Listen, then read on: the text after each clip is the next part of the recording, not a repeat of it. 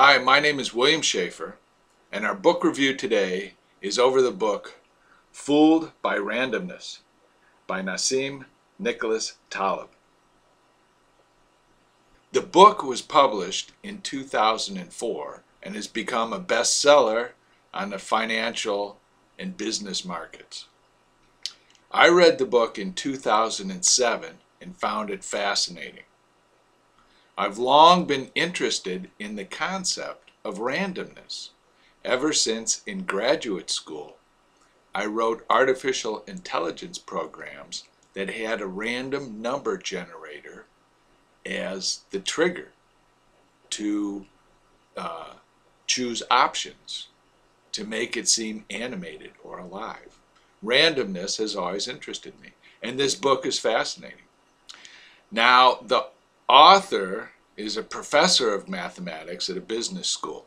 He's a smart guy. The book is extremely well written. The book is very readable and very enjoyable, especially for a subject that is as arcane as randomness, random number theory, random functions, essentially mathematics. There were two things that I found of interest in reading this book that I think everyone would find of interest also. And I'll talk about them generally. First, the author, although he has spent a lot of time working for financial investment firms, has never been a financial advisor. He's always worked in the insurance department. And in his writing, he's a little bit making fun of financial advisors, because the first thing that he points out is most of us do not know how much randomness and coincidence really plays into our success or lack of success.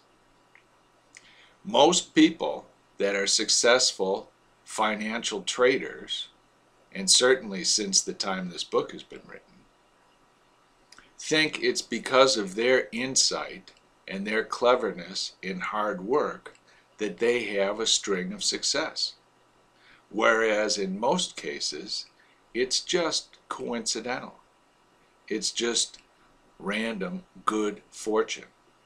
And in fact, the author maintains that for most people, most of their success is really coincidental, and only a fraction of it is dependent on their character and their good choices and their hard work, although that's important too. This is why the author has never become a financial advisor, because eventually they all go bankrupt and lose their homes. And this is the first thing that I really took away from this book. Most people do not realize how much randomness and coincidental events have led to their position in life, either successful or unsuccessful. And this leads directly to the second part of the book that I found very interesting, is that people do not have an intuitive sense of randomness or how things will occur randomly. When asked to draw a random distribution on a piece of paper, a random distribution of dots, people will draw an even distribution. And people are unaware that in a true random distribution, there will be patterns. The gambler's run does exist. If you have a random set of dots on a page, it's just as likely that they'll all be grouped all together in one little part as they will be spread out evenly. And this is the part of randomness and random occurrences that we have a great deal of difficulty appreciating.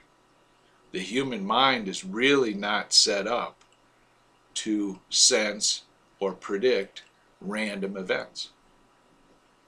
Might be argued that most events in nature are not truly random, that there's a causal link between most things that happen. And one example of this was The Rand Corporation was set up in the 1950s, and one of its first jobs was to produce a book of purely random numbers. And this proved to be fairly difficult. I've seen the book. I almost bought it at one time. And all it is page after page after page of 4-digit numbers that are in a random distribution. And the likelihood of a next number occurring has been ascertained to be truly mathematically random. In the 1940s, it was very difficult to know if you had truly random numbers. And that is why this project was started by the Rand Corporation.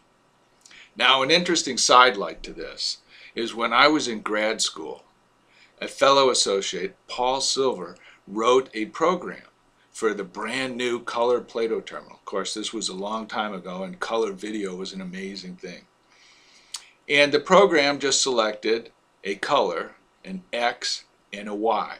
Now, this was a 8-color monitor. It had, it just had 8 colors. That was it. And the amazing thing is, after 1,000 or so iterations, all the dots lined up on diagonal lines of the same color, or diagonal spaces, groupings of the same color. And this was a demonstration that the random function in Tutor on the Plato system was not really random at all. And I had been using it to write random music. In any event, if you're interested in modeling the universe, finance, and investing, and if you're interested in a pleasant and enjoyable discussion on the science of randomness, I highly suggest reading the book Fooled by Randomness by Nassim Taleb. Thank you, and leave your comments below.